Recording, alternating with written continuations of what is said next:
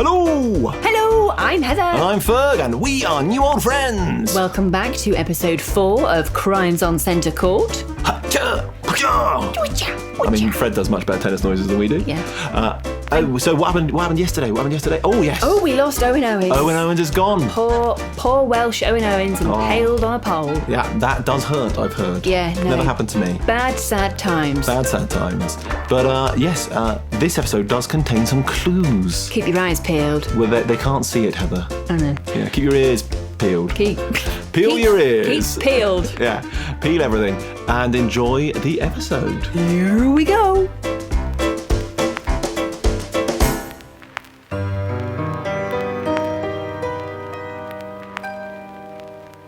SW19 rectangles of green, but now is blackened with dark thoughts. The tournament's stalling, the umpires falling, more death upon the courts. No one saw his plummet from his high chair summit. Poor Owen won't be coming back anytime soon. Oh, what a to-do, body number 2, death claimed another soul. Because of their age, the cops turn the page, both corpses are quite ill. Our penny girl is a girl of the world, does she sniff no good? Something she's learned, has her head been turned by Hugh and his fancy food? If you know this show's history, it's a murder mystery. More might end up dead. Everyone was milling around the bar area, most of the players not really able to make the most of the free drinks on offer. But Ivan and Helmut were making up for the lack of enthusiasm amongst the others. Vodka. Schnapps. The cleaner had been pressed into bar service with Wendy and was struggling to keep up in her floral tabard. She didn't look thrilled at the unexpected post-lunch rush. Her lips were grimly clasped around a dog-eared cigarette, and she kept rearranging her headscarf with a scowl. I must have been staring at her, because a small voice from my hip piped up. It was Wayne Weaver. That's Gwen. Gwen? Is she Welsh too? She's not related to Owen, is she? Nah, don't know where Gwen's from. She don't say much, really. But Owen didn't have any family or nothing. I see. Well, except me and Mum. I didn't know you were related. Not by blood, maybe, but he was family all the same. That's what he used to say to me, any road. Family. But now he's dead, isn't he? Spiked himself on the net post. I'm so sorry, Wayne. It's not fair, Ms. Pink. It's not bloody fair. Owen was all right. He didn't deserve something like that to happen to him. I know. You're right, Wayne, you're right. The poor little mite's face was twisted in a desperate effort to maintain his composure. I could tell he was embarrassed to show his emotions in the crowd, so suggested we step outside and he share some memories of Owen. He was a good man, Ms. Pink. I had a key to his gaff and I'd go around and he'd teach me stuff. He was like a father to me, I suppose. I see. Do you mind if I ask what happened to your actual father, Wayne? He's dead and all. I don't really remember him. I was only tiny when he died. Here was another death associated with Wimbledon. Even if it was a few years ago, I thought it best to find out the facts. Can you tell me how he died? He was chatting to Mum over his shoulder as he crossed the street, not looking where he was going, and a bus came. Oh gosh, did it hit him? Nah, just missed. So what happened? You know what they say about buses. Second one got him. Oh, I'm so sorry, Wayne, that's awful. I suppose it's a bit like Lord Knows and Hugh, really. I wasn't that sad because I never really knew him. But I'll miss Owen. I'm sure you will. Did you say Lord Hugh wasn't sad when his father died? Oh, I didn't mean nothing by it. It's just something he said when he first came back from Monte Carlo. Lord Hugh spent his childhood in boarding schools and all the rest of that posh muck, so him and Lord Knows weren't exactly close. Not like him and Digby. Digby? Fred Digby? I didn't know Lord Hugh and Digby were close. They're not. I'm talking about the old Lord Knows. He used to say Digby was like the son he never had, which was a bit harsh like, considering he had a son. I see. Well, people don't always think about the things they say, Wayne. I'm sure his lordship loved his son deeply. If you say so. Thanks for chatting, Miss Pink. You're okay, you. I feel a bit better about Owen there. Took my mind off it, like. I'm pleased I could help. I'd probably feel even better if I could afford to get myself some sweets or something, too.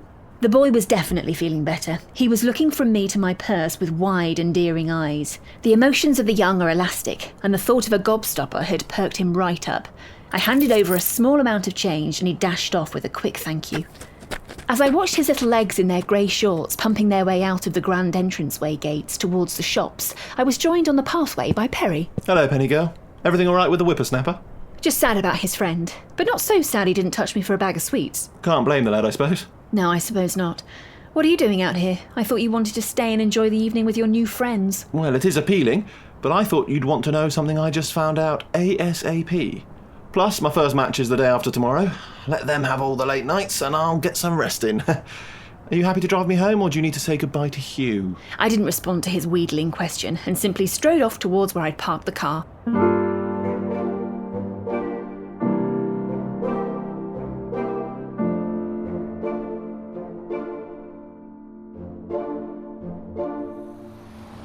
So what have you found out that dragged you away early then? Well, I was in the bar talking with Ivan about how to get more kick out of my second serve.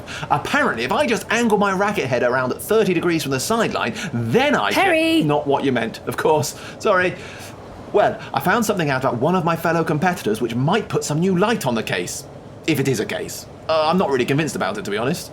Me neither, but we've got a job to do. Couldn't agree more. Which is why I wanted to share this little tidbit about Digby with you. Digby? I just learned something about a special relationship he had. With who? Lord knows. You must know. Don't start, Perry. Sorry, couldn't resist. Try harder. Anyway, what did you find out? Well, I was in the bar. I was impressed with you today, Mr. Pink. Oh, Mrs. Sampson, call me Perry, please. Only if you call me Jean. Jean? Oh, thank you.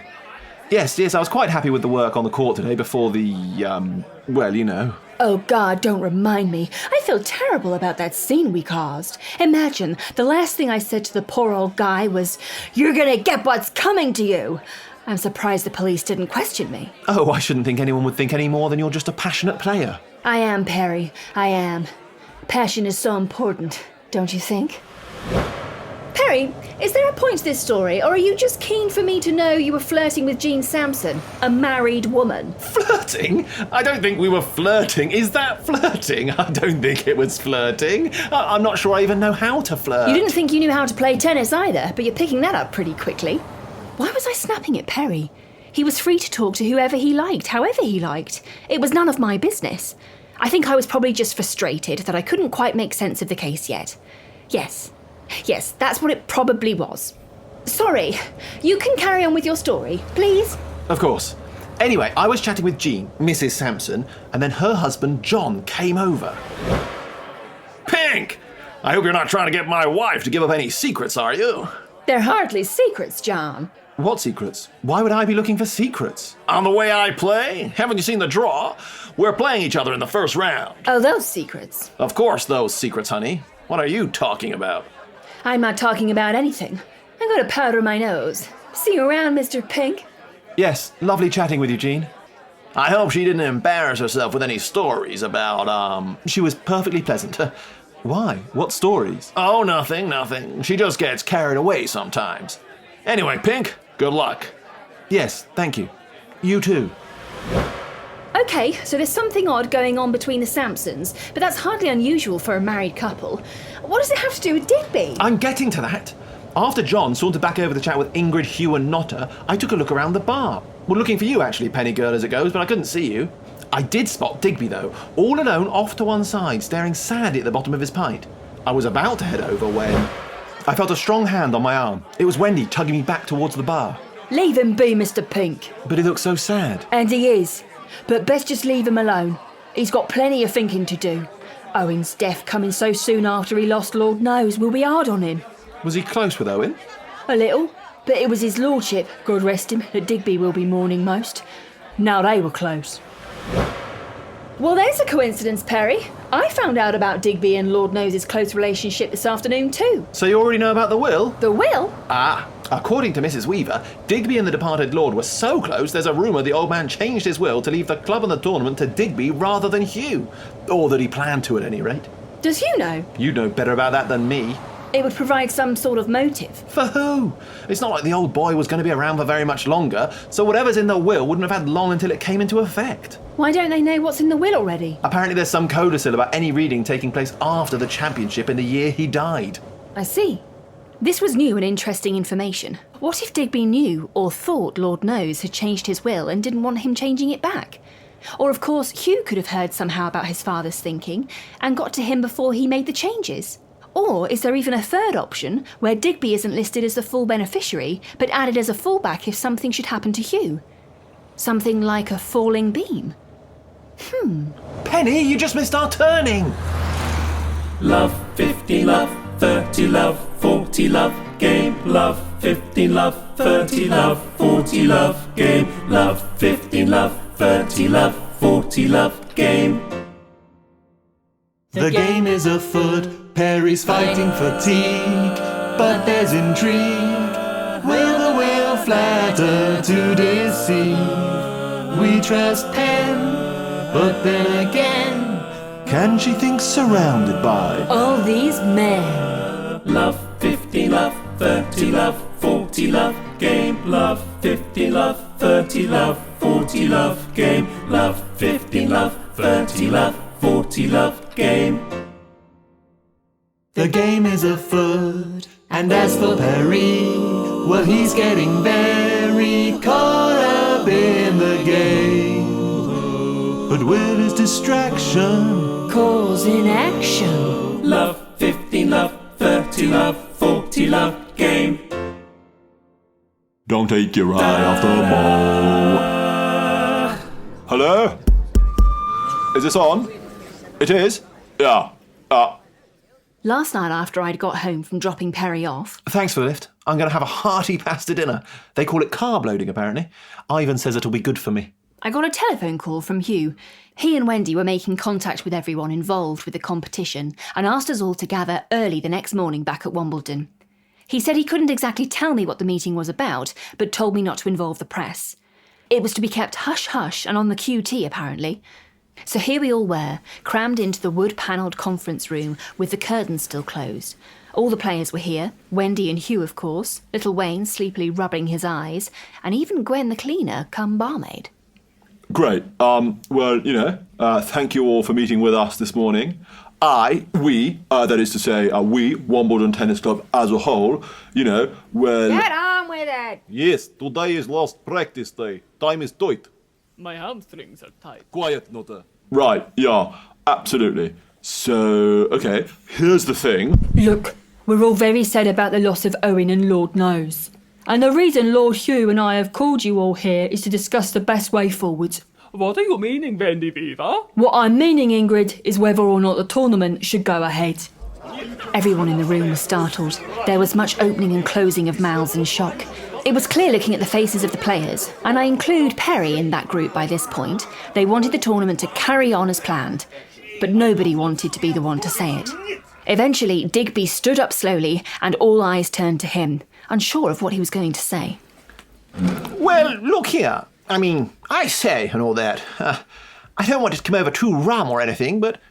Hugh, I loved your father like a father, and I was dash fond of old Owen as well. But your father loved this game and loved this tournament more than anything in the world. His family excluded, of course. I saw Hugh's eyes flush with emotion for a second. It was either hurt or rage. Both, perhaps. But he swallowed it down and replied, Of course. And I think that we should bally well carry on and play it in his honour. I think it's what he would have wanted. And when a person dies, the best way one honours them is to do what one knows they would have wanted. Wouldn't you say? I didn't know how many others in the room knew about the rumours concerning Lord Knows's will, but to my mind there was a pretty strong subtext to what Digby had just said. Hugh looked a tiny bit broken by Digby's speech. What do the rest of you think? Should we continue with the tournament? Yes. Right, well, yeah, absolutely. On it goes. But we'll be insisting on the wearing of black armbands in memory. Is that 1 or 2? Right. 2, I suppose. Excellent. I can wear them on my biceps. Well, I'm sure you'll all be very keen to get on with the final day of practice before we begin. Meeting adjourned. Everyone sidled out of the room quietly. As they passed Lord Hugh, most nodded, patted him on the shoulder, and a few offered a kindly word in his ear. I still wasn't quite sure about exactly what I thought about everything I was learning, so took a stroll around the practice grounds to think it over.